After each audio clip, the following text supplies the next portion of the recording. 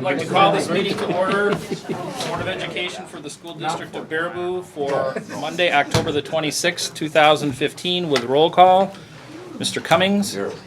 Mr. McNevin. Here. Mr. Meering. Here. Mr. Mortimer. Here. Ms. Riley. Here. Mr. Vedro. Here. And Vodak here. Continue with the pledge. The flag is to the right of the presentation board. I pledge allegiance to the flag of the United States of America and to the republic for which it stands, one nation, under God, indivisible, with liberty and justice for all.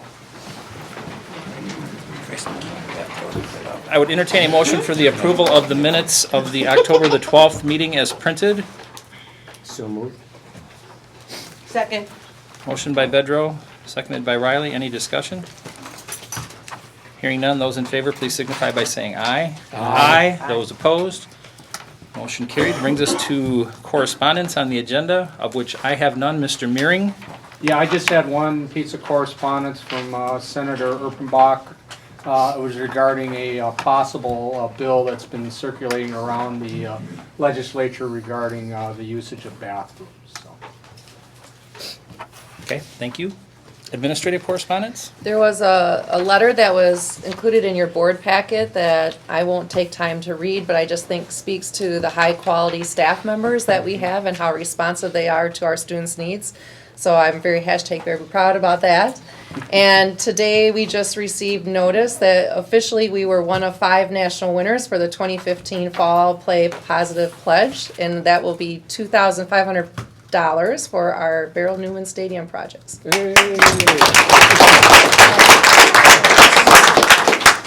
Anything else? No? Hearing none, brings us to public viewpoints. Is there anyone here for public viewpoints tonight? Yes, if you'd come up towards the microphone, please.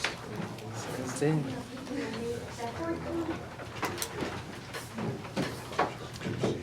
evening. My name is Kari Nelson, and I am a teacher in the English department at the high school here. And I'm pleased to be this year's BEA president, our Baraboo Education Association. And so I brought along tonight some of the members of our executive board, and I just wanted to have them say hello to you and put some names and faces together as we work together for our kids this year. So let me start here. I've got a big voice, so I will go like this. Randy Ebright is a longtime teacher here at the high school, and Randy is our vice president. Randy's also on the negotiations committee. Dave Hosley. Dave teaches here in the English department, and Dave is a BEA rep for the high school building. We also have this high school rep here tonight, Jenna Schultz. I'm super proud of Jenna because she made it here, but she's leaving for National Convention for FFA at 1 o'clock in the morning. 1 a.m. In just a few hours. So I'm like, woo! Thanks for coming on. We appreciate it. Sally Antoine is a BEA rep for the middle school, and this is Sally's first year on the exec board, and we're thrilled to have her with us. Kelly Steiner, a former president of the BEA, and she is our Constitution and Bylaws guru. She's awesome, and we don't know what we'd do without her. She's also a rep for the building up there. And then Corey King, of course, is our treasurer, and he is our lead negotiator, and Corey is a rep out at North Freedom. I also see a couple other faces. Paige Baird is here, and Paige is our rep over at West, and Emily Orenzi, former president for the BEA, and she is our EE person, and we're thrilled to have her with us in that capacity. So we wanted to just put some names and faces together. Dave has a brochure. He's just going to pass them around. Feel free to take one. And we look forward to working and having a productive relationship with the district this year, and doing what is best for kids by doing what is also best for teachers that take care of those kids. So, yeah. Carrie, I just wanted to thank all of you for coming and sharing with us. I had the pleasure of working with many of you in negotiations, both on the personnel committee when I served, and the concept of collaborative engagement, which we are all committed to and which this board approved as a part of our strategic plan speaks to how important it is for all of us to recognize that we are one world here. And thank you so much for the work you all do. Thank you. Thank you so much for letting us just say hi. Thank you. Thank you.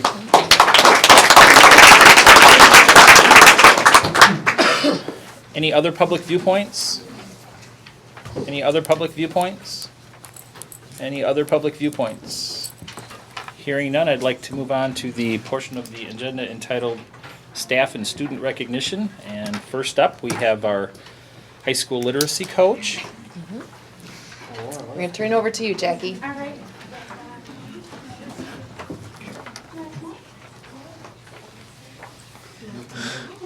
We got some singers here. Okay, so you all should have received a copy of the first edition of our district literary magazine. We wrote a grant and received $2,000. And the goal of the grant was really to try to promote writing K through 12 throughout the district, and then to produce a magazine and put that out at some area businesses, dentist's office, doctor's office, other businesses, to just make some connections with the community and have them see some of the things that our students are working on. So we put out a call for submissions, and we got several different pieces submitted, and then we had some local community members come in and help us judge those pieces to decide what would go into the literary magazine. And we also had a group of high school students who paired up with some elementary students to work together in several writing workshop sessions in order to create a piece for the magazine. And some, not all of those students could be here tonight, but some of them are here. So I would like to introduce them to you because this never would have happened without them. And also Jada, come on. Jada Johnson was my sole editor-in-chief. She helped me with putting the magazine together, also with the selection process as well as some of the artwork and helping to choose kind of the order and the submission. So she was a great help and volunteered a lot of time to help us out with that. We also have Zoe and Maggie Arenzi. They were partners through this writing process, and you will see Maggie's piece in the magazine. And then we have Isabella and Carolyn Lewison, who also worked with a high school student to create a piece, and she also, her memoir that she worked on in class this year was selected to appear in the magazine. So she actually has two pieces in the magazine. And Alice Davies also worked with a high school student to have a piece in the magazine and also submitted several pieces. So you will see a couple of her great works of writing in here also. So they did a great job, and it was really interesting because when we had our first meeting, the librarian and I were really worried about how are we going to get them motivated, what are we going to do to get them started. So we had this huge presentation all planned out for them, and within 5 minutes they were at it. We had pizza and everything, they barely even ate, they were writing. So it was awesome, we didn't have to do anything. So they basically made it happen, and we're happy to share it with you.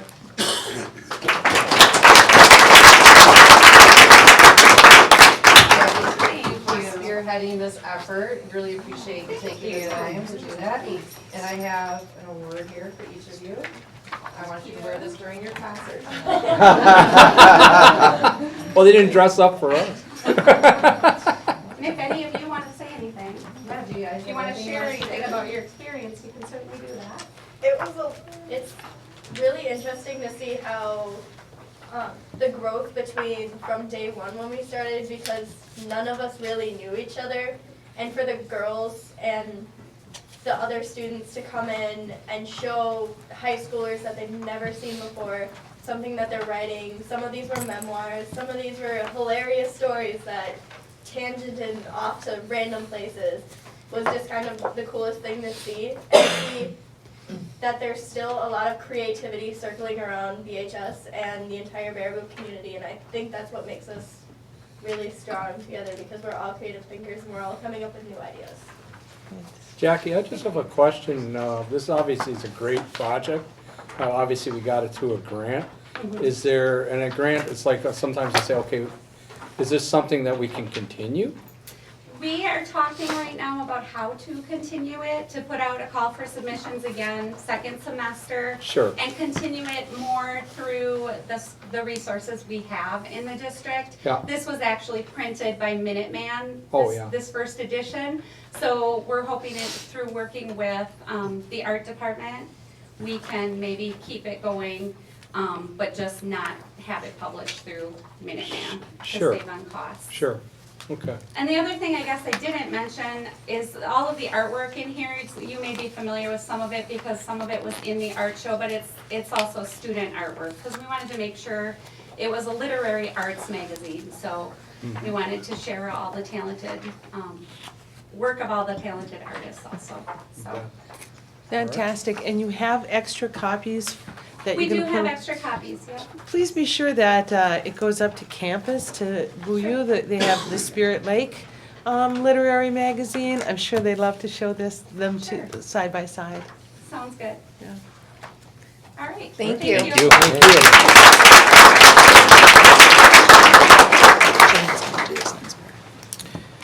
And next up, we have a group of presenters from the district for the talented and gifted and talented, and I'm going to turn over to Ms. McMahon. All right. So I'm really excited that we have not just one group, but two groups presenting at the Wisconsin Association of Talented and Gifted coming up in just a couple of weeks. As you know, we have a couple of years ago started a cohort of teachers working to get a gifted and talented licensure, and all four of the people that we're going to showcase today and let them share with you what they're presenting are all taking part in that. And I'd like to invite Tessa and Sarah and Rita and Maggie to come on up. And all four of these educators are working, as I said, on their gifted and talented licensure. 3 of them are in their practicum, their final class, and Maggie's kind of halfway through at this point. But what's really neat about the fact that these folks are in this cohort together is that not only are they really working to ensure that we inspire growth for all students here in our district, but they're taking what they're learning from that cohort and sharing it with a broader network of educators statewide through presenting at WATEG, and I'm super proud of that. So Sarah Smidarsic, Megan, and Tessa Carls will showcase for you or share just briefly what they'll be presenting at WATEG first, and I'll let you go ahead and share it. So we're going to keep it really short and sweet because we did about a 20-minute presentation on this and for you guys in the spring. But, okay. So we're just going to be sharing about the collaborative project we did in between art and writing last year, and kind of talking about the process we went through, our challenges and successes, and then encouraging people to kind of find their own way to adapt kind of the spirit of what we did into what would work best for their community. Hopefully they can kind of use this as inspiration. Yeah, so we're hoping that we're gonna give people some work time also to think about how can they collaborate, a classroom teacher and maybe an art teacher or a bio teacher, somebody else collaborate with them, maybe that's not really in your same exact discipline, and then kind of bring that together to create a lesson like we did, or I should say a whole unit like we did. And then we also brought in a community member from MSA, which was amazing to do art and language arts and then have a community member come in. And if we were doing it again, we're going to talk also how we can add a little bit more of science and math into it so we could have really had the whole Yeah, ball of and that. technology. Yeah. Yeah, because we had a lot of reflections afterwards, what we could have done to improve it, so hopefully we can kind of give people a head start on that. Yeah. But even with that, it was an engineering component as far as being creative, Yeah. so. Oh, Yeah, very design oriented, lots You of bet. problem solving, creativity. It was Yep. great. And the kids really learned a lot from it, and I'm sure if we went to middle school now, they'd still talk about it. So. Yeah. I don't know what you think, John, yeah? I think middle school's doing cool stuff too. Yeah. So, well, we get Well, they we'll have get their ready for STEM that. room now, so it's kind of a perfect transition into that. Mhm. You bet. Yeah, Thank great. you. I think that's what we're up to, thank you. All right, and then the next group, Rita Ehler and Maggie Schumacher and I are presenting on acceleration, a fast track to success, and really providing an overview of how the middle school adopted subject level acceleration in English language arts. And I'll be providing a very brief overview of the research that supports acceleration in the way of Hattie and Jonathan Plucker. But these two are really going to be providing the nuts and bolts of what went into place in the middle school to make it happen. And just to kind of set it up, Rita is teaching the 9th grade class that exists now at the middle school as a result of that acceleration. And as the literacy coach, Maggie just is really instrumental in the data collection piece, especially with the writing prompt that's integral in that. And I'll let them talk to that. Okay. The process kind of began with our cohort, and we began talking, the members of our cohort. We had a number of English teachers talking about this need, that there is a need for acceleration. The data showed it. We saw it happening in math. We really thought that we could make it happen in language arts. So we began that conversation. Once we agreed that this was a way to go, we kind of brought it to the building. We had to kind of sell it where we were, not just to the other English teachers and language arts teachers, but also to the building as a whole, to the other teachers, to administration. We had to do a course proposal, and that had to be approved. Money had to be found to be able to make this happen. And it was fairly straightforward. I think our building as a whole really embraced it and thought too that there was definitely a need, and it was just a matter of putting it into place. Getting the numbers and the students, which you're going to talk about in a moment. Yeah. And so working with Jane this past school year, we had to look at how we can kind of triangulate the data to determine which students would receive this acceleration piece in the middle school. And any research that you look at tells you need to have more than one data point. You can't just say, oh, I'm only going to look at MAP scores, those kids here. So I mean, we triangulated data and we looked at our MAP data. So we had that district level piece. We have the building-wide JYMS academic writing assessment that we've been doing. I think this is the 4th year now. So we have the writing piece to look at our kids as writers. And then at the classroom level, we really wanted to hear the voice from the teachers to see their perspective on, what they're seeing from students in class. And, once we have these 2 data pieces, would you recommend a student that you think that they could be successful in an accelerated program? So once that was in place and shared out with staff, we were able to use that to determine which students would benefit from this acceleration. And once we got those students, then we had to contact parents to get permission and really to get the kids on board too, because it's an extra commitment on their level.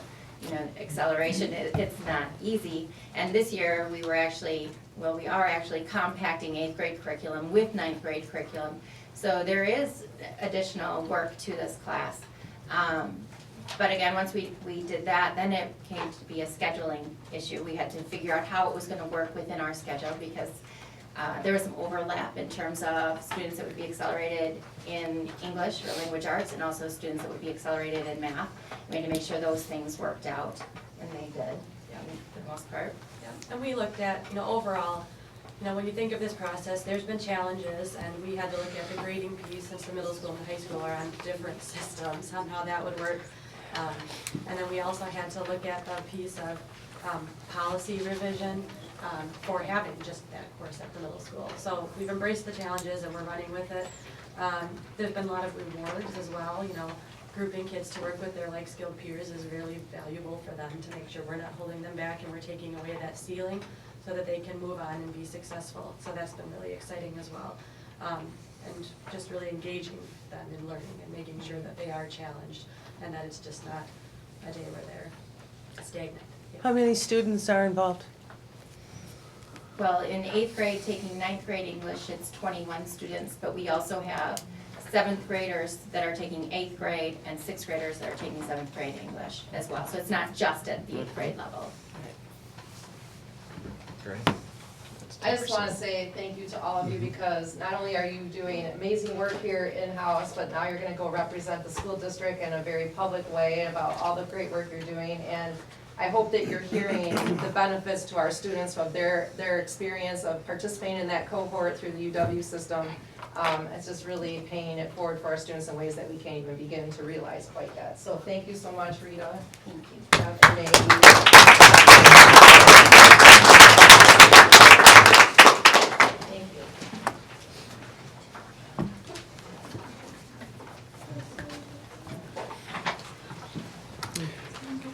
Up next on the agenda, under reports, we have the Madison College Partnership with the Baraboo High School, and they're here to present a accommodation to us, and I would like to welcome them. Yeah. Mr. Bilston, I think they would like you to stand for a photo op.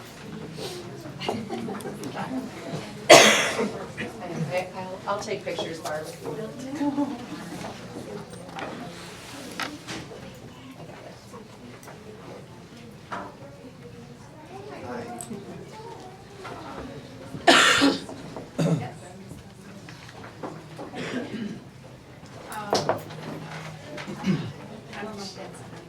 Okay, my name is Barb Martin. I'm with Madison Area Technical College.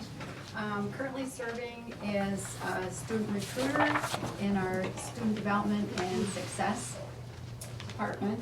I've been at the college about 4.5 years and worked with business and industry services prior to this.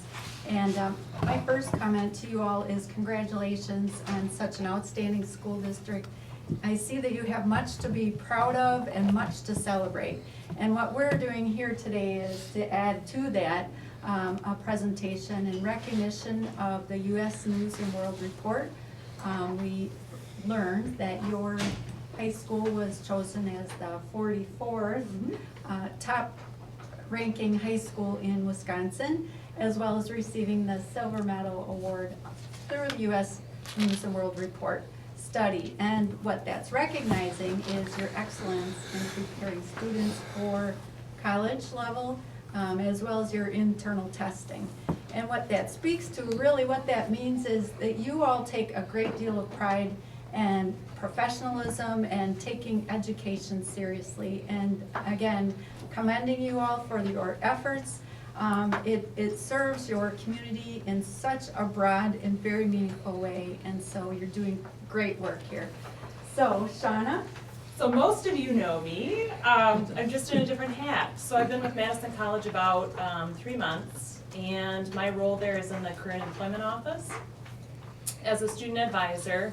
And I work specifically under a grant under the workforce development. So I'm working with folks that fall under a certain income level or people that are dislocated workers, and we also do some outreach with employers. So selfishly, we've had some conversations on the back end, having some grant experience and figuring out how we can collaborate between, because we do have middle college programs with high school students, etc., how we can do a better job of sharing our resources that we have at the college with the high school and making a seamless gap there. So it's been exciting, and I'm kind of new. It's about 3 months in, and started part-time and got asked 2 weeks ago to go full-time. So, and I'm in grad school full-time, so my brain is spinning. So anyway, but Glenn, do you want to come on over and we can do a, so our marketing department made a little, come on over, you can stand between us. Yeah, ready to this, just so I can get good. There we go. There you go. And this is presented on behalf of President Jack Daniels, as well as John Paul. You need to take a picture of her taking a picture. I'll reverse it. Oh, selfie. Hashtag Barefoot Crown, right? Yeah. Did you get the tongue in there? Don't worry. This will be viral in minutes. My 11 followers are going to jump all over this. Well, thank you very much. We appreciate it. On behalf of the hardworking staff, we'll find a place to display this with a lot of pride, and we look forward to more partnerships and working closely with Madison College. Thank you. I heard we had a good representation of Baraboo High School students down on campus. Yes. Down for the visit. Yeah, so for the field trip. That was great. Great. Lori had asked for just a quick update about kind of current activities and future conversations and opportunities. The tour was the most recent activity. That was Friday, and I think we had about 40 of your students tour Truex campus. We had some of your biotech dual credit students, as well as some of your students interested in welding. So we did a general tour, as well as gave those folks a little bit of insight in very specific areas that they were interested in. Madison offers many different experiences throughout the year. Experience Madison College is an event which I think some of your school counselors have been helping to communicate those events so that students can get engaged right at Truax. They get in, it's a half-a-day session. They can explore the campus with a tour. They get to have an actual classroom experience, talk to counselors, talk to advisors and instructors and students too, to really get a feel for what it is about. So we see that as really a great opportunity, and that's also open to their parents and guardians. So if any of you are interested, we have one more session coming up this Friday at Truax campus. We do ask you to pre-register, so if that is of interest, just go to our madisoncollege.edu website, Experience Madison College, and this one's actually oriented towards the liberal arts transfer program. So any of the students who are considering taking their first 2 years at our college and transferring to a four-year college, this is a perfect opportunity for them to learn more. So that's open. I think there are great and vast opportunities to help serve students and partnerships both with your school administration, leadership, and the community. I think, you know, what I've learned and seen over these past years, and Mo kind of knows this too, working with the businesses and industries, they're just waiting with bated breath for your students to come through so they can have skilled people on their team. And so the education is the critical piece, and we're all just wanting to do and serve the students and their families. You know, it's a gift. It is truly a gift for them current and for their future, and it's a great meeting throughout our communities. So there's a bit of inspiration. Barb, just a quick question. I mean, you talked about dual credit. Yes. I mean, you know, that's something we look for is, you know, we're trying to make our kids, we call them college and career ready. Yes. But are you doing work with high schools that, you know, where they'll have that dual credit, maybe even working with directly with a business? So. You know, there's a lot more emphasis and interest in growing that. At your high school, currently there are 4 dual credit classes. Sure. 2 are biotech, one is a college and career preparation, and the other one is, I don't remember just now. Health careers, that's it. Okay. And what we're seeing is, you know, that it gives them exposure, grows their awareness, but I think there's a lot of opportunity to somehow, all of us to partner and make better connections with employers, where that may be Sure. internships, job shadows. You bet. Be creative with what that can be and how it can be. I think, you know, some of what we're seeing now, both Shauna and I, the college is involved in greater opportunity for schools, for students, instructors, administration to have access to folks at Madison College, and we can sit and we can talk. We can bring back these ideas to the mothership and see what we can. All right, well, we'll try to launch some ships up there. So, all right. And they're Okay. happening on They're the back happening, end. yep. We've had some good meetings about, you know, even a little teaser about the culinary arts. I mean, that's a huge thing Sure. down at Madison, and so how can we, you know, even, because we have obviously the faculty for that, so. Yeah. But yeah, and it's happening also in other school districts, so we're hoping for a flawless model that will work for more than just that, but Okay. healthcare and et cetera, so. All right, thank you. So, I did provide a folder there, and of course, you know Shauna, so either one of us, if you have ideas or questions, shoot us an email. We're ICF being available to talk and see what we can create. Sean, you can tweet me if you want. Tweet even. Were you one of his 11? Thank you for the time. Thank you, Barb, thank you, Shauna. I'll just point out that Andy Waldvogel took it upon himself to arrange a bus so that as many of our students could go and tour the Madison College campus last Friday, and that really made it accessible for those students. And the nice part of that is a representative from the college then will make a return trip here so that they can all fill out applications to Madison College free of charge. So it helps to really create that bridge to making it real and happen. Next week. Yeah. Thank you. Thank you. I have a question for Lori. If I understand this right, reading this, does this say that at the high school, if I'm reading this right, I'm making sure I'm looking at the same. 43% of the people are proficient in reading, 56 in math, and 23.9 college readiness? Are those figures accurate? Mm-hmm. Is that good? I mean, we got a silver award. That is, when you compare it across the country, those are respectable percentages that are proficient in both reading and math. Does that, It doesn't look like a positive number, right? You're thinking it should be well, I'm like thinking 80 or 90. when you have less than half your people proficient Right. in reading, to That's me, it because seems like the there should bench- be some room for improvement. Right, that's a great question. So the benchmarks that are being used for our students have really risen to a higher level. So you may recall, even with our state assessment, when the state rose the benchmarks, we had a number of students that used to be 80, where we used to have 80% or 90% proficient, drop down to 40 or 50. So it's just the change in the cut score.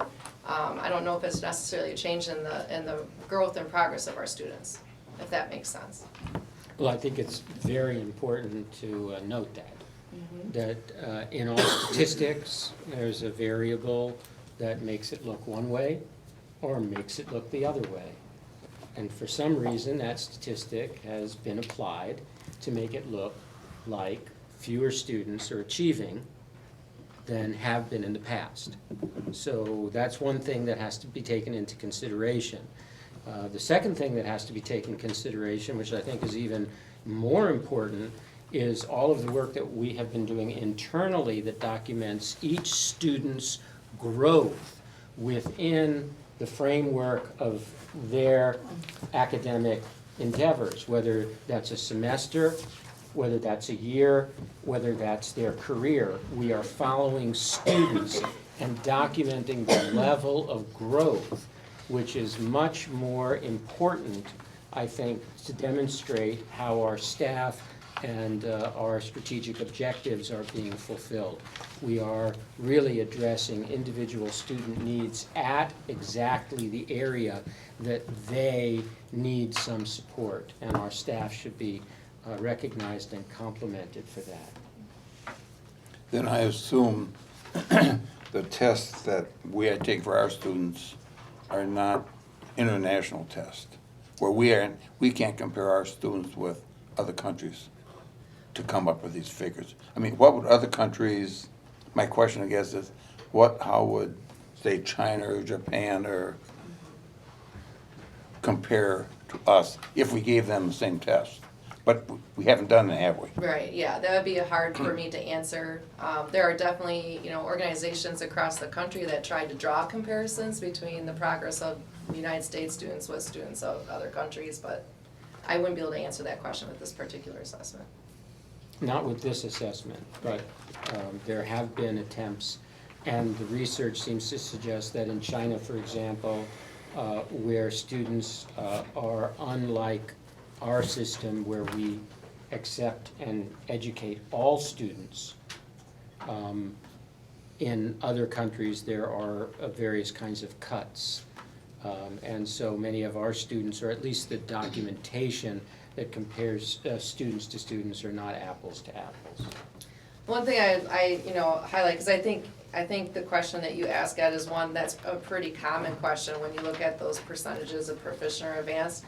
I think that, our mindset has shifted in the country when we look at those percentages, because we were so used to seeing 80s or 90s, and now we've adjusted our mindset to be happy with a 50 or a 60%. And so now the target is higher, and we need to get more students to that higher target, and that's really the goal, so that we can be competitive globally with other countries. Yeah. This is based upon the Smarter Balanced Assessment? This is high school, so this is based on the ACT assessments. Okay, but again, this is the first year though that it's been applied, correct? Across all the state, correct. Yeah, and so some of these numbers, again, will look dramatically different than they have in the past. Yep, and one of your fellow board members asked for a comparison of the top 50 schools, so I did include that in your packet for the state of Wisconsin, and along with that, we noted their percent of free and reduced, because that is a variable that I think you're somewhat alluding to, Mr. Vedro. And then we re-ranked them based on that free and reduced number, and that would place Baraboo High School at number 18 in the state. And I think that just speaks to our mindset of no excuses. We aren't gonna make excuses for the achievement of our students, that we're gonna grow them as quickly as possible and as far as possible, despite their background. Thank you again. Brings us to B, Parent, Guardian, Spectator Code of Conduct. This is, was included in your board packet. This is suggested revisions, and for the rationale and the storyline behind the suggested revisions, I'll turn it over to Mr. Langkamp, and Ms. Miller can chime in. Go ahead, Jim. So just, kind of, starting over, not starting over, but just replaying where we were in August.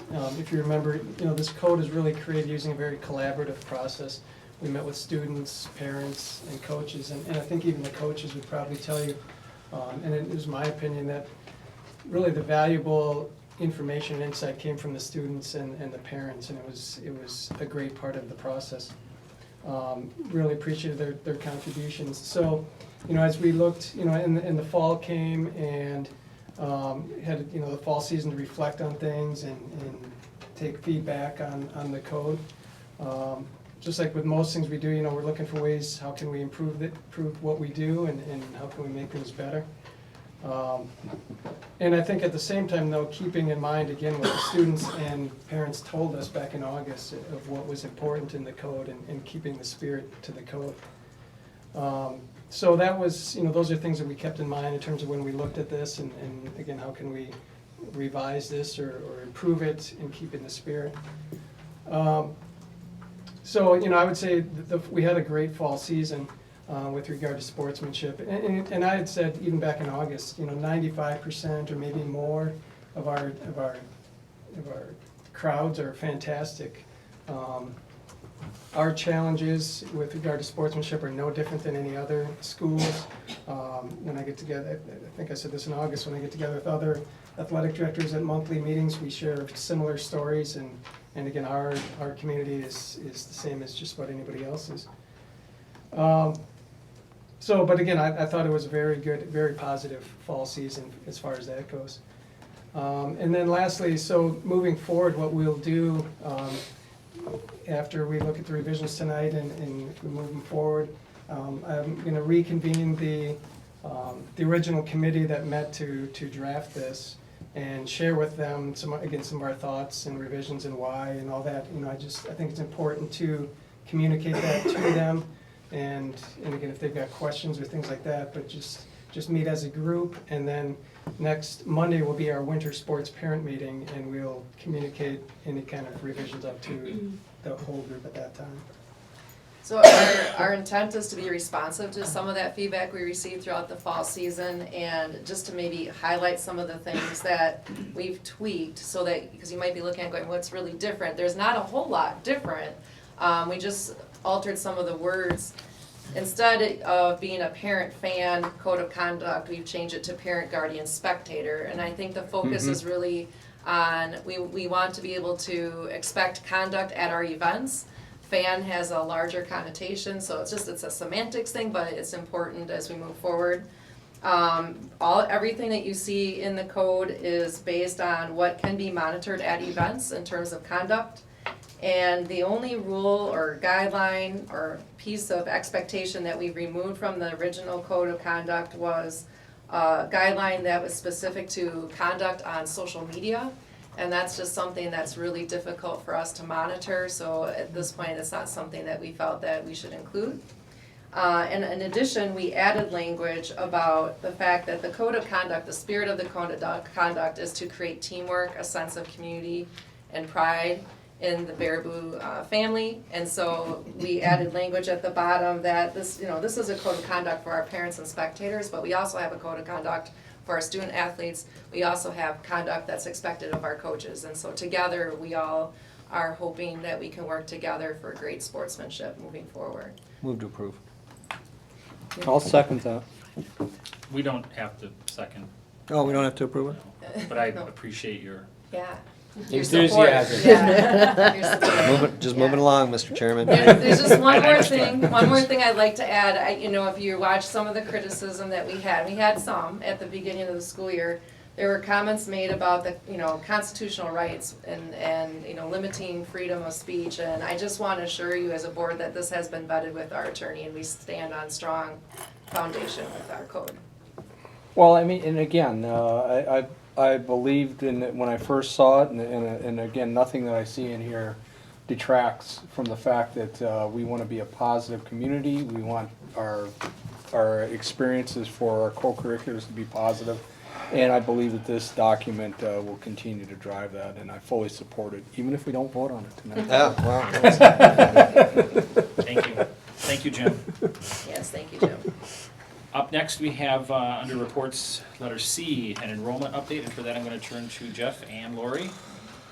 In your packet, last time you had some questions about middle school and high school numbers for enrollment, so in your board packet, we included that, and I think Jeff had made a comment that our numbers are higher at the high school, and if you look at our numbers in the board packet, there has been significant increases in 10th grade and 12th grade enrollment that might speak to the number increase that you were asking questions about last time. Additionally, Doug, I think you asked a question about our summer FTE. And, that summer FTE is based on, a formula that calculates total minutes of attendance, the number of students that are participating. And we have the numbers from the past 4 years. That's how long our summer school program has been in place. So first year we had 18 FTE, then 30, 39, and we had a dip to 35 with this last year. And I think you had a question about maybe what that would be attributed to. We had less students participating at the elementary and middle school level. And that's something that we want to continue to monitor. We think, it's too bad Chris Olson's not here, but we think that might be attributed to our focus on trying to get students here that need to work on skills, closing some skill gaps that they have, and we've had a lot of success with offering enrichment opportunities, and that might be something to consider moving forward, is that we switch to all enrichment where we work on skills built into those enrichment courses. So that's a conversation that we can have in the upcoming months. Okay. And I think that would help that FTE continue to grow. Did we have one less week because of construction? We had one less week, but we went 5 days a week versus 4. In the past, Okay. we've done 4, so it was the same number of days, but less weeks. Okay. For this head count, Lori, I see the 10th, 11th, 12th, 11th took a big drop. Why would that be? On 10, 11, and 12th grade on the top, Ed? Yeah. So 10th grade, actually, from last year, we had 207 students, to this year, we have 270. So we took a Big huge increase. increase. There's one variable I can speak to about that, and I'm sure Glenn could too, is we have more freshmen moving on to their sophomore year. Would that be accurate, Mr. Bilson? And it was a larger class. And a larger class, too. Moving on to 10th grade. Yep, and we do have less students, as you're noting, in 11th grade, we went from 242 to 198. And then in our senior class, we went from 243 to 267. That's an interesting number. 25 more students than we did from the 11th to the 12th grade. Go ahead, Glenn. Part of it's the ebb and flow of the class sizes, it's pretty consistent with what those classes were coming in. Yeah. And, some are, bigger by 20 or 30 students than the class ahead of them or behind them. Okay. But was it some of that open enrolled, people moving into the school district, or, I mean, the number going from 242 to 267? From the last year's junior class to this year's senior class, it went up 25 students. So I'm just asking, do we have a kind of a tie-in that says some of those were open enrolled, some of those were people just moving into our community? Yeah, I would have to examine that more. I wouldn't know offhand. Okay. If we can get that, I would really be curious to find out what that actually is. So it's good. We increased our numbers this year, which is great. Well, I was looking at one, Lori, it Yep. says 2015, that's a light one, the way I Yep. look. Yep, you're In right. 2011, it says 198, and 12th is 267. That's what I'm not understanding. Is Well, it- if you want the 12th grade to follow them back, you need to go to the middle line, Ed. Yeah. So if you're looking at the 12th graders that are green on here, in the 11th, last year, there were 2014, they're in the red shaded one. So that number actually went up, not down. He's got color on his computer, but you got the. Oh. What he's looking at is he's saying, like, we have in 267. Last year, if you're saying what was the comparison, that's what I was just talking to Glenn about. It's the red line, which is 242. So we went up 25 students from our junior red line. Okay, what's the white line? Still wants to vote. The white line? That's just the in between the two. Can we talk about the code of conduct? Between 198 and 267. Well, not 198, that was this year's. And this is this year's. So what we're looking, if you're comparing last year's to this year's, like, these were the juniors in the red line, 242. And then the Can you guys green meet line on a is Saturday the and talk about this at all? or- You know, I don't mean to be. Is that making sense? If not, why don't you come see me? I'll share. Mr. Prefer has just a little ad. Sure. I'll come. Yeah. Since September, just budgetarily, how does this impact us? How does this enrollment impact us? I just wanted to toss a couple numbers at you. Open enrollment, we originally budgeted 882,455 in expense, 702,880 in revenue. Those amounts came in significantly different after our third Friday count in September. Expense jumped from 882 to 966,774. Revenues increased, not as significantly as our expenses, but about 745 grand. So there was a net increase in expense related to open enrollment of roughly $42,000 between our initially approved budget and what we're looking at today. So that was, I don't want to say a negative piece, but it had a not so positive impact on our budget. We did have some positive information that came in as a result of our third Friday count in September. We have projected 3,018 in FTE. That's how the budget was built, to have 3,018 FTE. We came in at 3,040, so there was an increase of 22 FTE versus what our projection was going into the budgeting season. When you take that and you space it out over 3 years, which is how our revenue limit is calculated, our FTE went up by 8 students for our 3-year average, which, you do the math, about a little over $9,000 per student. We actually have an increase of $62,600 in revenue limit authority due to our enrollment being up by 8 students. So we have a bit of a negative with regards to the open enrollment numbers that came in, but we did have a positive overall with the number of students enrolled. Any questions on that? Thank you. Thank you.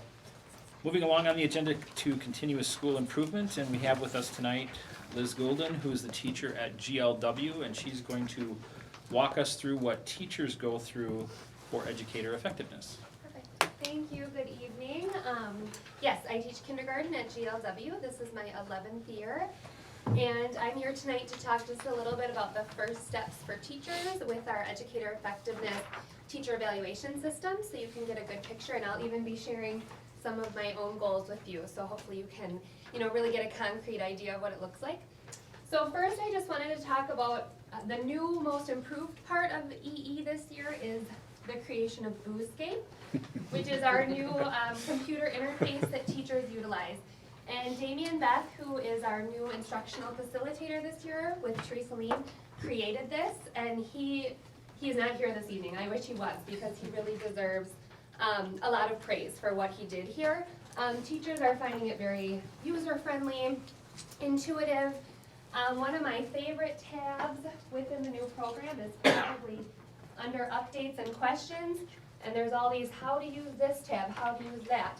And when you click on it, it takes you to a video directly to Damien doing a screencast explaining how to use those tabs. So, if you happen to see Damien out and about, please, kudos to him, because, like I said, teachers are finding this very user-friendly. So this is new, but what's not so new to our district is all of the positive accolades that we're receiving because of this new interface, and that's something that Baraboo is used to.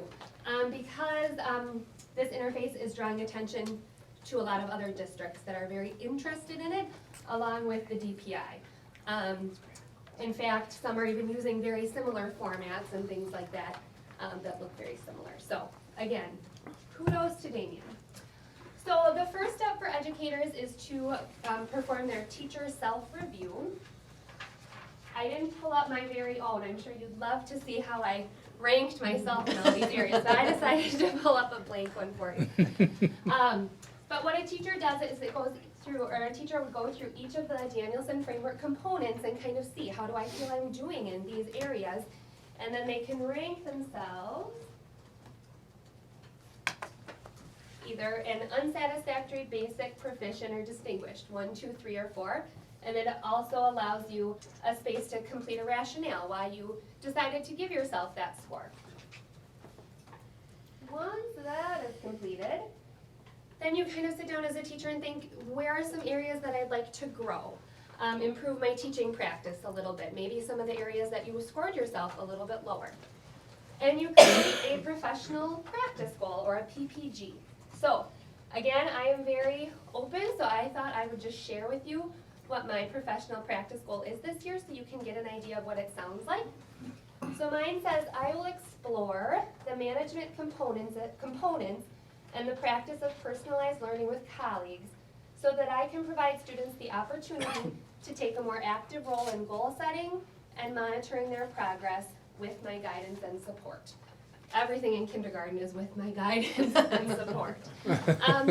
So what that might look like is even students as young as 5 and 6 years old can, why are we hiding that data from them? Here's how you're doing on numbers 0 to 20. Now that you've mastered those, what goals can we set next? What do you want to work on next? So those are some of the things that I'm going to be working with my colleagues on to improve in my practice, to make it very real for each individual student, where they can have their own goals. And then the other component that we're asked to do is to create 1 or 2 student learning objectives, how we want our students to grow. So last year, my kindergarten colleagues and I are finding that we would like kids to know more sight words in order to increase their reading levels. And these kids are ready. 4K is really preparing them. They're ready to learn more sight words. So last year, my colleague and I again worked together. We increased the number of sight words. This year, we're going to bump it up some more. They're ready. They were very successful last year. So this is a good example, too, how a teacher doesn't have to change their goal completely. They certainly can, but sometimes you might want to make it more rigorous or change it in some way for the next year. So again, what a student learning objective might sound like. By the completion of the 2015-16 school year, at least 90% of my kindergarten students will be able to identify 50 or more Fry sight words, which is double the current expectation. But again, we have data that supports they're ready for that. Mr. Carls was spelling sight words with his body with us today. We do things in all sorts of ways to integrate that knowledge. That video will show it later. That'll get more than 11 hits, I'll tell you that. Yeah. So again, those are the 3 main steps that educators were asked to do to start our year: the self-reflection, the professional practice goal, and the student learning objectives. The beauty in our district too is that we have our Wednesday early release time already built in. So I have that time that I can work with my kindergarten colleagues and colleagues across the district on these goals and upload artifacts and things that are supporting my work here to share with Mr. Carls. So again, I just want to make sure I covered everything I wanted to talk about. If you are in your summer year for EE, of course you do have the observations and the score and things. But I guess what we wanted to highlight tonight was all the other behind the scenes stuff, like how much more goes into it. And even a teacher like myself who's not in their summer year, how much growth I'm doing in my practice right here through this work. So I'm happy to answer any questions if anyone has any. Yeah, I just have a question. Obviously, some of this is obviously they're being directed to us from the state. And, you know, it's okay to have a mandate as long as it's something that's really being effective for our teachers. Do you really feel that this is helping to drive your practice forward? Well, you know, Doug, and again, I'm a pretty positive person, so like depending on who you talk to, you might get different responses. But I feel personally, when I think about this, you know, even when I talked about my goal, like last year, it was proven with the kids how much they grew. We're ready to up it, you know, another notch. So again, I just think it's embedded into what we're doing. So, and like I said too, with our early release days, I just feel like we're fortunate in Baraboo to have the time, whereas in some districts, they don't have that time built into their day. So, another way that I'm tying it in, I have to complete a professional development plan in order to maintain my teaching license, and I also tie that directly to my professional practice goal. So I'm trying to work smarter, not harder. That's my new mantra of life. Work smarter, not harder. So then the artifacts I use for that, I can also use for my work in order to renew my license. Okay, good, thank you. Thank you, Liz.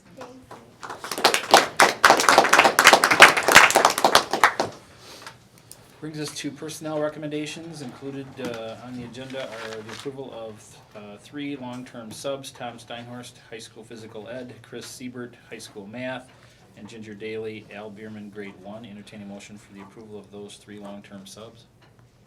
So moved. Second. Sorry.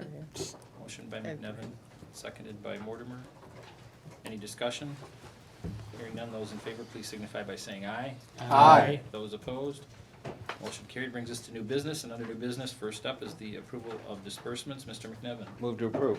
I will second that. Motion by McNevin, seconded by Cummings. Any discussion? Hearing none, those in favor, please signify by saying aye. Aye. Those opposed? Motion carried. Brings us to B, the approval of the 2015-16 district budget and the certification of the tax levy. Move to approve. Second. Motion by McNevin, seconded by Cummings. Any discussion?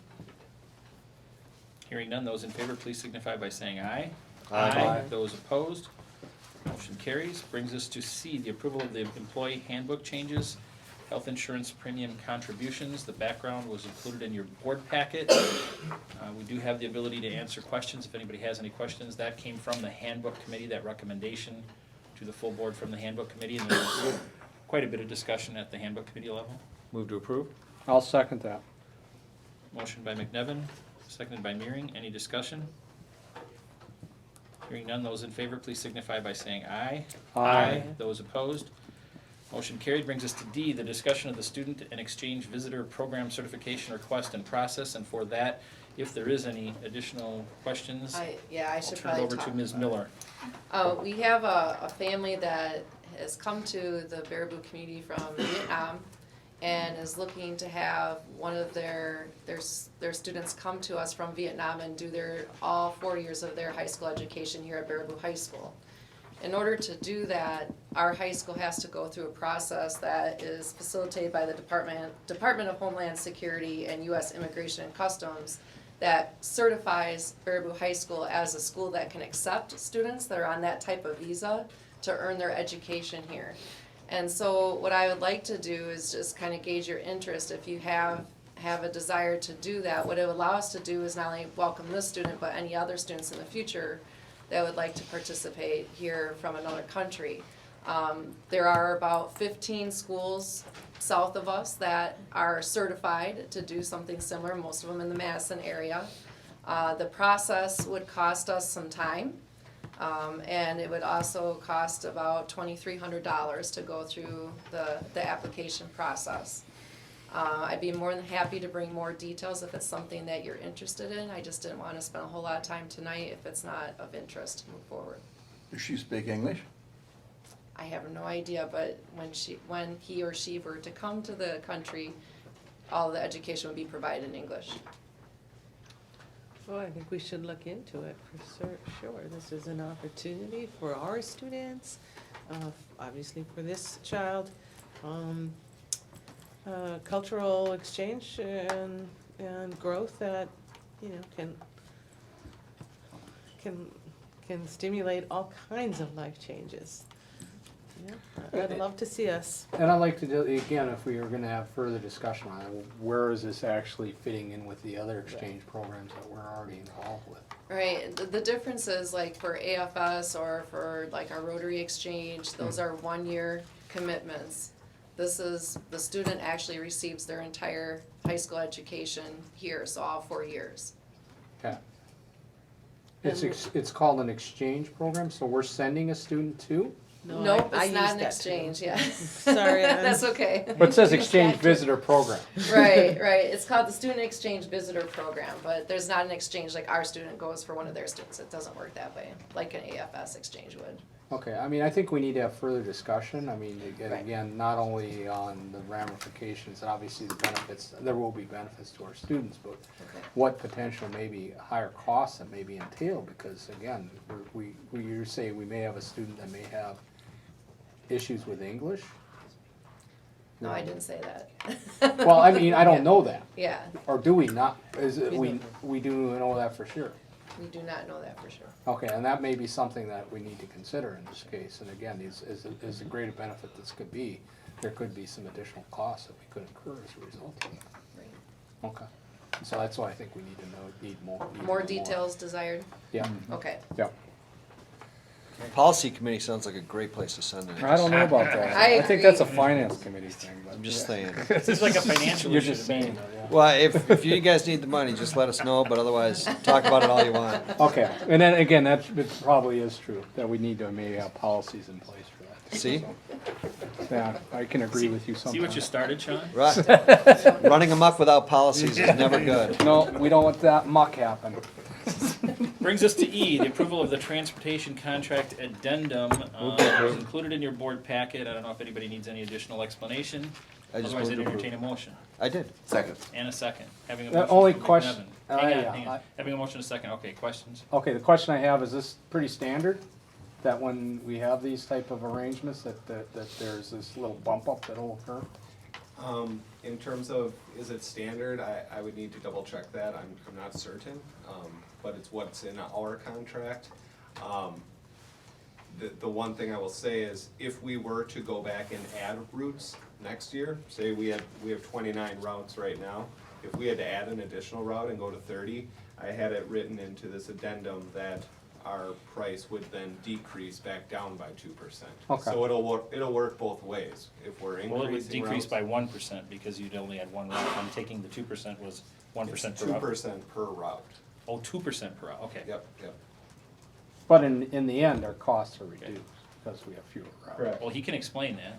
Yeah, our cost last year, total cost for, this is just regular routes, the morning, afternoon route, this doesn't include sports, anything along those lines, was $1,054,000. With the 2% increase, it would have been $1,075,000. Our cost this year is $1,036,000. So we had about a $40,000 decrease, even with this 6% increase per route. Okay. Any further questions? Hearing none, those in favor, please signify by saying aye. Aye. Those opposed? Motion carried. Brings us then to F, the discussion of the Badger Conference realignment options. And I will turn it over to Mr. Lanka. Okay, wanted to share with you where we're at with realignment with the Badger Conference and talk about the process a little bit, where it's come, where we're going, and then really just look for feedback. And as we start the voting process in the next month or two, want to make sure that we've considered all pros and cons before we make a vote. So first of all, just why are we here? Why is there realignment going on?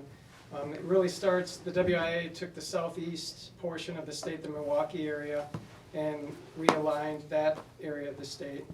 And kind of the ripple effect was the Little 10 Conference, which Watertown and Beaver Dam are part of, is going to no longer exist. So they defined a spot for those teams, and Beaver Dam and Watertown were shipped to the Badger Conference.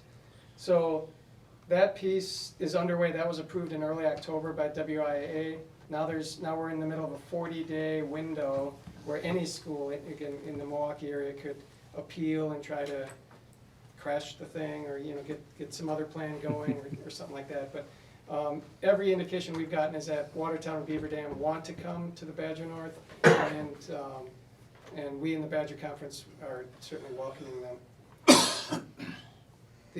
As far as the Badger Conference process goes then, so we started last month, we started with, or our last athletic directors meeting, we came up with 3 options that we felt we can live with, or that we want to move forward, and I'll show you those in a minute. The process then is that next Wednesday, we're going to meet in DeForest, and the athletic directors are going to eliminate one of those options, get it down to a more manageable number where there's 2 options, and again, we take it back home and talk with our folks, and then vote in December on which of the 2 plans we prefer. And then that would coincide around the time with WIA's 40-day window, and their decision should be done early December. Principals and athletic directors will meet a week or 2 later. So really by the end of the calendar year, we should know what the Badger Conference is going to look like. And then implementation of this would be for the 2017-18 school year. So it's not next year, but we're 2 years out, 2017-18. So again, I just want to share some thoughts on the different options. And before I show you the 3 that are currently on the table, last spring there was some movement by a few schools in the league to realign just for football only. So that's where most of the thoughts behind the 3 options came from. Where these were proposals we discussed last spring regarding football only, and the decision at that time was made that there wasn't enough interest to just realign for football. And we also kind of knew the talk about Beaver Dam and Watertown and felt like maybe that was premature, and so we kind of let that go.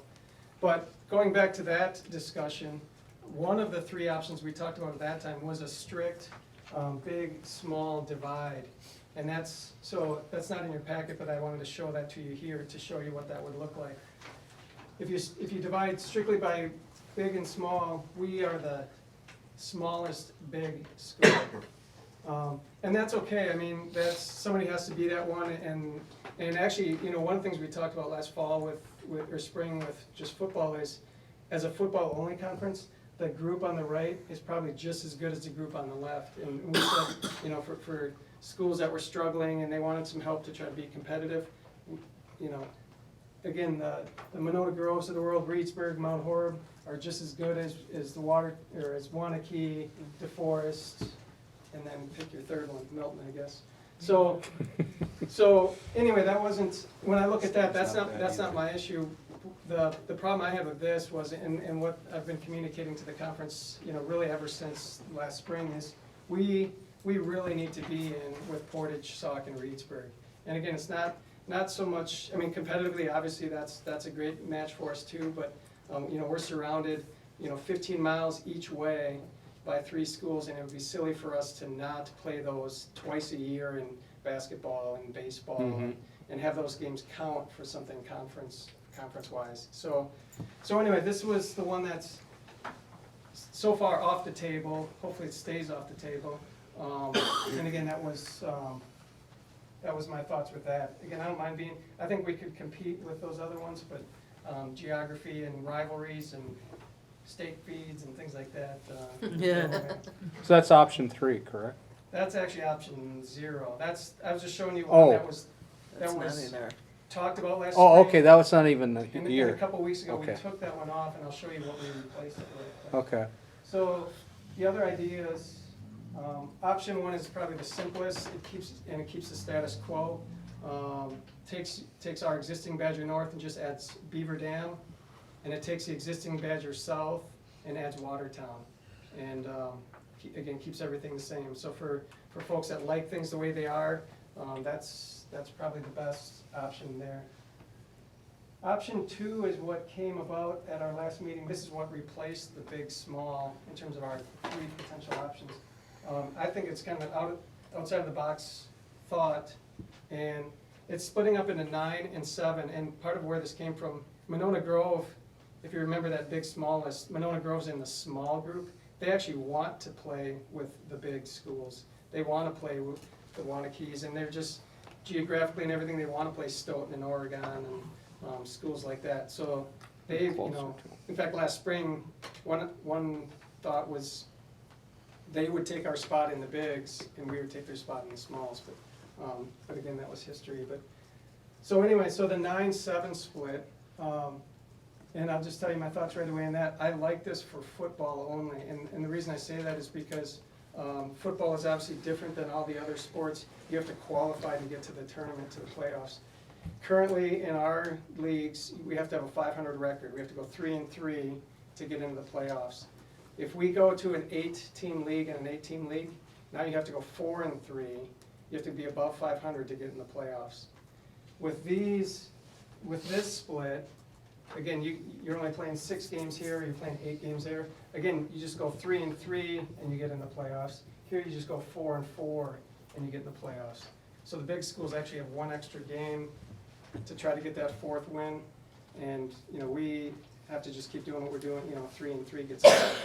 Whereas if we go 8-8, again, now everybody has to be over 500 to get in the playoffs. So I think as a conference, this makes a lot of sense for football because of that piece. And again, it still keeps kind of the geography in terms of, for us, keeps us with Reedsburg, Sauk, and Portage. Kind of does the big, small thing, again, outside of us. We're in the group with the smalls. But so anyway, so this could be an option. We could take this for everything, or again, at our last meeting, I think some people thought about how this could just be for football, and then you could pick one of the other ones for the rest. Why do you advocate it for football only? So it sounded like that was your preference for football only. For football, right. I like, for the other sports, I like having more conference games. An 8-team conference is nice. Again, so for example, let's take basketball and baseball and softball. You're playing 14 games in your conference. I think the more conference games in general you can play, the better. They're more meaningful, you get bigger crowds, things like that. So I like splitting off into 8s for everything else. Whereas in this way, so for example, let's talk basketball. Here you'd play 12 conference games and 10 non-conference games. So, basically half your season's conference, half is not. Whereas if you go 14 conference and 8 non-conference, that's a little better in my eyes. So and then the last one is option 3, and that one is, again, pretty much big and small, with the only tweak being we flip places with Fort Atkinson. And again, geographically, Fort Atkinson and Milton, that's a long-standing rivalry, makes sense for them. And again, we stay with Reedsburg, Sauk, and Portage. So again, in general, I like this. Could probably live with that for football too. I think there's some advantages to the entire conference to split 9 and 7, 7, 8 and 8. When you split 9 and 7, how do you split 8 and 8 for all the other sports then? Because you're talking splitting 9 and 7 football only, right? Right. Then how would you make it 8 and 8? So you could say, we'll take option 2 for football, and let's go option 3 for everything else. Oh, okay. Or something like that, because that's the closest, basically just moving Monona Grove back over with us. Okay. For everything but football. So those are just some thoughts, some ideas. Definitely interested in feedback, pros, cons, questions. There doesn't seem to be a lot of difference between option 2, where it says 7 schools, and option 3, you have 8 schools. Right. And as far as mileage and number of students, there isn't that much difference, is there? No, that's one of the things that I said even at when some schools say we want to go big, small, and you're at the enrollment, for example, in basketball, so of the 16 schools, 14 of them are Division II schools. And then there's a Division I school and a Division III school. So to me, it doesn't make sense to talk big, small, when 14 schools are all going to compete in the same tournament at the end of the year. And it's, again, similar for baseball and softball. So you're right, enrollment-wise, really outside of Watertown and Waunakee, those two are kind of getting bigger. And Waunakee even admitted at the last meeting, it's probably not too long before we're Division I. So, who knows how long, before that discussion happens in terms of moving Wanakee out, but other than Watertown and Wanakee, really, it's, yeah, you're right, there's not a whole lot of difference. Well, what I've heard, and I think I'd echo Mo, you know, Jim, you're on top of this. I think the more games that our students play that are meaningful, the better. And, you know, you have my vote for whatever recommendations you feel are appropriate for our students to have that great experience. Yeah, I agree, because I mean, again, I mean, I can only go through the lens of an experience maybe in like one or two sports, and so that kind of precludes me from making a judgment in other areas, so. When did you say the meeting to eliminate one of them is? Next Wednesday, November 4th. Just, you know, provide us with an update so Sure. that we can Yep. just follow along what's happening. I mean, I personally, 2, 3 doesn't make any difference to me, whatever. No. I mean, the arguments you're making make sense to me. Yeah. Appreciate you Okay. walking us through it. Thank you, Jim. Thank you, Joe. Brings us to G, discussion and possible approval of recommendations of the ad hoc committee of the board for the modernized community campus strategic direction. And for further explanation, I'm gonna turn it over to the chair of that committee, Mr. McNevin. Of one of the hardest working committees. That's what you said. And for those of you, we have, since the last meeting, we have been to the high school, the middle school, we've been to West, we've been to East, we've been to North Freedom. We have. GLW? What? GLW. GLW. We have Abe tomorrow, and we're on tour. And we've been all over. One of the things we've also done is we held a preliminary meeting with C.G. Schmidt, and that's why we're here today. Getting feedback from our staff, we realized that through the referendum process, it worked really well with C.G. Schmidt, and we struggled a little bit with EUA. And it comes down to those things like the connection you make and the communication back and forth, and clearly defining expectations, and the feelings we got presented to us was that, you know, C.G. Schmidt seemed to be really looking out for us when they were doing their project, and that EUA just didn't share enough of their time. I don't know if we weren't big enough at this point, or we lost the project manager and they switched it out, and so there was a disconnect there.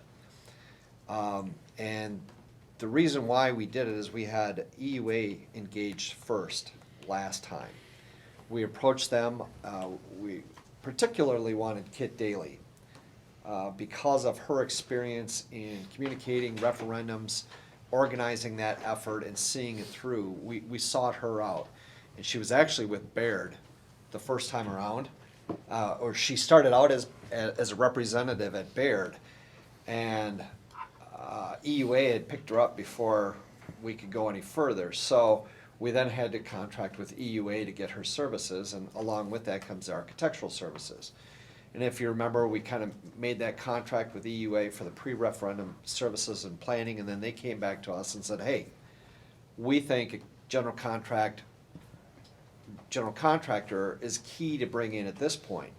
So we did the RFP, and we had C.G. Schmidt come in, we had Myron came in, Kramer Brothers declined, we had one other presentation. But anyway, the whole board sat in on those and picked C.G. Schmidt. And it worked quite well, but this time when the committee sat down and met with C.G. Schmidt, we said, you know, how are the timetables looking?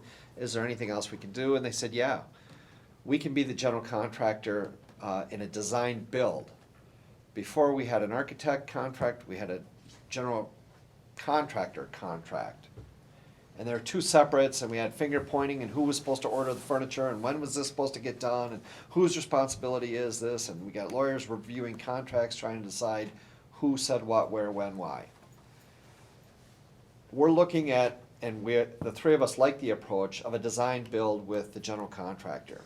And we were gonna come to the board and say, hey, C.G. Schmidt worked well, we got a lot of positive feedback, we'd like to stick with them as a general contractor. But they're also offering the design build services where they oversee the architect, and they choose the architect, and they are responsible for the architect. Now there's only one person to talk to, and that's Eric Schmidt. If you got a problem, you deal with Eric Schmidt. If things aren't right, you deal with Eric Schmidt. There are obviously a lot of benefits to this in that we think it'll streamline communications. We think it'll eliminate any headaches or hassles. If anything, they were the ones that were the problem solvers for us. So there was a lot of benefits. There are some negatives to a design build. You know, it's almost like checks and balances. Architects are supposed to oversee general contractors, and vice versa. And when you don't have that check and balance, there can be room for error on a general contractor to cut corners when a client doesn't know exactly everything about construction that they should. You know, a general contractor can cut corners and make themselves some money. And the architect can catch that and be responsible for that. However, we had an architect that was not doing that for us anyway, so, you know, you were buying an expectation that wasn't there. So the committee said to C.G. Schmidt, we really like the design build concept. We like having one flow of communication back and forth.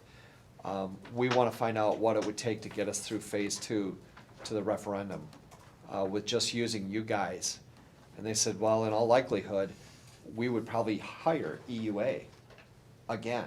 But he said, and this was the hook that we really liked, he said, as a general contractor, if I'm a design builder, I can go to EUA and say, I want you as the architect, but I want this person, and this person working this account. So they get to pick and choose the people that they're comfortable with, and can get the services and the attention that they want, correct? And so what you see before you is a contract from C.G. Schmidt, or a proposed contract. And I don't even know if we're looking for approval tonight, because some of these numbers we haven't even had a chance to talk about. But the design build service fee that you see there has nothing to do with construction at all. This has to do with planning, designing and creating the next 12 months, that process to take it to the public. It's to help us redefine and streamline our message to the public. It's to provide the numbers that are so critical to having conversations with the public. I think everybody that went out and talked to the general public, the key to the success is to have the right figures.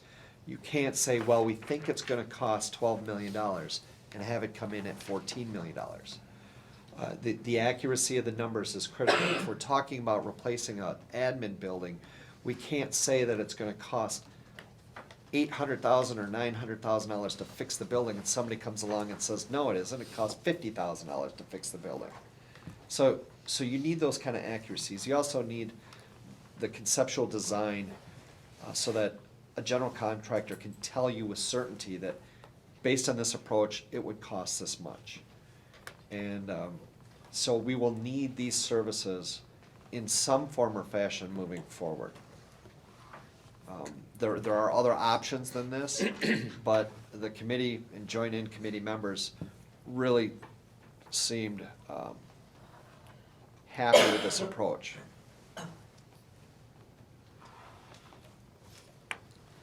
I'd like to see C.G. Schmidt come in and present this to the board before we make any vote. I'd like to. And they did offer to do that. They offered to do that when we met the other night. I think we all need to hear. Well, And ask questions and. Yeah, and the only question that I would pose to them, if they would make a presentation to the board, is like, obviously, we've approached them in one regard now. How, could they give us examples of how this has worked? Sure. With other districts? And so that's the only question I would have. You'll ask other questions too. I will let you. Or I can't stop you. And they did offer to, that was their first, I mean, they said, we're happy to come present to the full board. And we said as a committee, let's take it to the board as a notion to see, make sure that the board's comfortable with this. I'm very comfortable with it, but obviously I think a presentation would help. I don't see what's, I think and myself, we got some construction that we gotta finish up coming up in this new year. From referendum, there's tidying up the ends. There's possible work on the admin building, which is not, according to this, is not part of this. If I understand this right, is 32,500 for just keeping the momentum going as far as bringing up a referendum. I don't know if I like that. Why? I understand you keep the momentum going, and is that what we're doing right here? well, I mean, there's no yes and no. no real projects on the plate other than what finishing up our referendum. Yep. Building. Yes and no. It's in my. I certainly believe it keeps the momentum going because we talked about phase one and we talked about phase two, and as we did that survey with the community, they said, "Yeah, we like the idea, but we need to know more." You remember we asked specifically in the community survey, what about building a new admin building? What about leasing a new admin building? What about renting? And they said, well, we kind of support it, but we need to know more. We asked about taking a community-based approach with our kindergartners and getting them out of West so that they don't have that transition from pre-K into, or 4K into the building, then another one out of the building to another elementary school. We said, what about expanding all the elementary buildings so that we don't have this kindergarten center? And people said, yeah, we like the idea, but we need to know more. And so I think that while this is definitely, quote unquote, keeping the momentum going, because it is, I think this is going to help us define our needs. And that's why we're going out listening to staff to determine what are wants and what are needs, and really setting the goals for the future of what we need to do with this district. And start to quantify those goals more than just, yeah, would it be nice to have more gym space at the high school or more cafeteria space at the middle school? I think we need to start quantifying our true needs and start putting cost to those needs to see the entire picture planned for the whole district, and then go back to the public and say, this is the big plan. We need to chunk it out, because there's no way we're doing everything that we need. So what are your priorities based on what we lay out? These are what we feel are the priorities. These are the costs that we know. And I think the public needs to hear those costs, and I think that's what you're paying a lot for. Well, it's basically a year. That's what. Yeah. So But at the end of the year, there's no construction going on. Nope. So this No, is but- basically planning and looking, basically we had with MSA as far as our 5-year plan, except for more architecture type part of it. More architecture fees, and I think more accurate. We get more accurate costing, because not only do you need to know the costing of some of these space needs, but you need to know with certainty that it's accurate. We had MSA in here telling us it was gonna be $30,000 for a sidewalk, and we almost had a board member resign to do it because he wanted them $30,000. So those costs have to be right, because if you get a sidewalk that costs us $8,000 and they have it listed for $30,000, if we go out to the public and talk about an admin building that's falling down, and we say it's gonna take us $1 million to fix it up, I want somebody standing right behind us that has got the construction knowledge and the architectural knowledge to say, yes, it is gonna cost you $1 million to fix it up, and not make us look foolish. I think you're buying a lot of credibility. I think you're buying a lot of expertise for small dollars. Well, if we have them come to a future board meeting, and we'll try and do that as soon as possible, I think, part of what we're hearing as a committee when we go out, and Lori's done a fantastic job of taking the conversations that happen amongst the staff at the various buildings that Sean said we visited. And it's interesting to find out what the discussions are at different buildings. I mean, we came from North Freedom tonight. They have the newest building in the district as far as the structure. They have the most room of every building, any building that we have in the district from an elementary standpoint. And there wasn't a lot of concerns or issues that they brought up. They eventually found some. to make our trip out there worthwhile. Right. But, well, there wasn't. They didn't want to disappoint us. But I think what we need help doing, and I'm speaking from myself as a member of the committee, what we need help doing after we get done, we don't need any help right now to do our visits that we're doing, but we're gonna meet with the admin staff, we're gonna meet at ABE. Food service. We're gonna meet with custodial maintenance and the food service and educational assistance in the future, and that will all have been wrapped up by the first week in November. I think that's when we meet with the EA, November 4th. And once we have all of that information, we need to sit down as a committee and try and prioritize them. And once we prioritize, put numbers to some of the things that were brought up, because some of them are pie in the sky, they're not gonna happen, and we need to quickly take a cut list. Nice to bring up, that's not gonna happen right now. This is interesting, worthwhile, let's prioritize, put some numbers to it so that we can come back to the board and say, you know, here's where we're at in the process, and we need guidance once we get to that point to continue that discussion amongst the community, continue the discussion amongst the buildings, and as Sean said, you know, at some point put some numbers that we can present to the public and say, here's what we've identified as our in-building needs. What are you willing to support?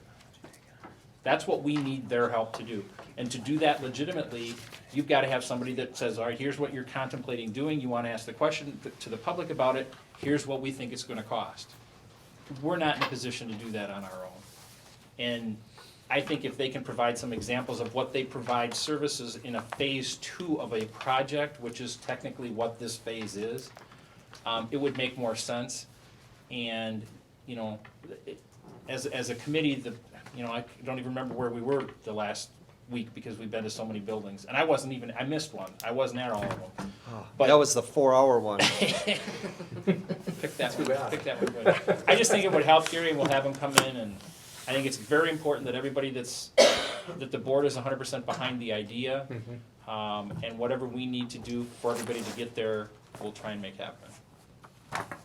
Anything else? Hearing nothing else, I'd entertain a motion to go into executive closed session. So moved. Second. Roll call, Cummings? Yes. McNevin? Aye. Nearing? Yep. Mortimer? Riley? Aye. Bedro? Bodak, yes. 5 minutes?